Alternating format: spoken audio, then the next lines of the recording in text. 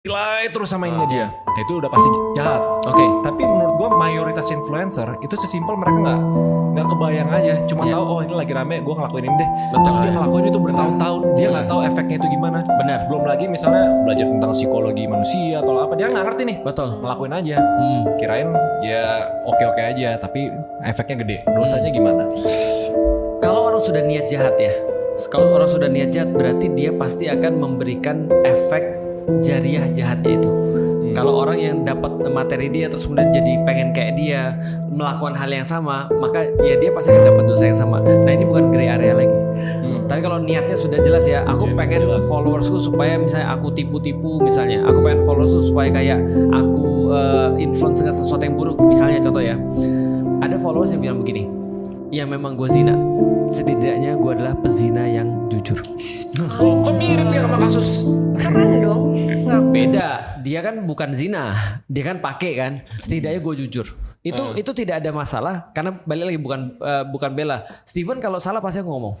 Tapi kalau misalnya dia cuma bilang ini, dia bilang aku berzina, aku memang berzina sama dia, tapi setidaknya aku jujur. Nah itu muncul di antara orang bahwasanya nggak apa-apa kalian maksiat kalau kalian jujur.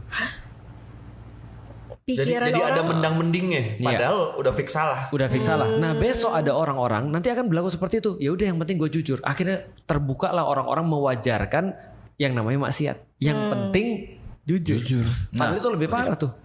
Ini satu, aku mau tanya. Nah, itu juga ada orang yang komen gitu ke aku. Maksudnya maksiat, tapi kan beda kan pakai steroid sama maksiat, bukan membela diri. Betul. Gitu. Orang tuh bilang kayak apa? Ini samanya kayak kamu habis berzina terus bilang jujur. Ada yang bilang gitu ke aku. Maksudku kok gini satu, aku nggak influence dan banyak banget influencer yang aku bilang ya, influencer di luar sana, konten kreator tuh yang kalau aku bilang ya itu kayak pinjem pundakku buat dia ke puncak gitu. Dengan pengen aku gendong mereka butuh beras itu Ustaz. Kayak bahkan video-videoku kan aku banyak yang ngomong kayak mending aku meninggal dalam keadaan kekar biar setidaknya ketika tukang gali kubur jadi lebih baik aku mati dalam keadaan suspek biar setidaknya tukang gali kubur tahu orang ini bekerja keras umur hidupnya. Terus aku gak nyampe 2 detik aku langsung bilang bercanda bercanda. Nah sama orang tuh di klipnya gitu bercandanya hilang jadi dimanfaatin terus orang-orang komentarin aku bahkan kan aku di sana juga bilang kan aku nggak nginfluence aku pakai dosisku segini ini barang-barangku